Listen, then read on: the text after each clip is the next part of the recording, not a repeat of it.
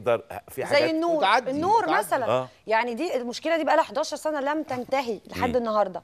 انا ما اعرفش انام وانوم مش وحش. ما اعرفش انوم. ما اعرفش انام ده انت ما نمتيش بقى خالص. غير والدنيا كحل يعني ما اقدرش اشوف ضوء كده خلاص ما انامش ولا صوت.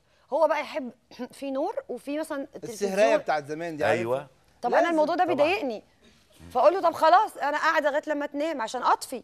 فلما اطفي هو احساس الكتمه تصحيه، مش عارفين نتغلب على الموضوع ده. انت تخيلي ان عندي نفس المشكله؟ والله العظيم. والله العظيم.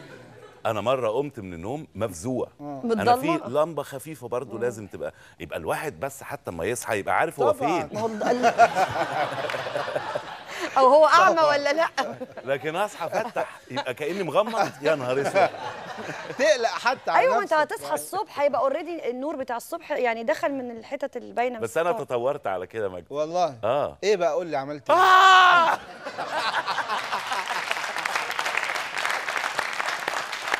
صح والله. ازاي ما فكرتش في كده؟ ازاي قمت مفزوع؟ ايوه انا مش شايف.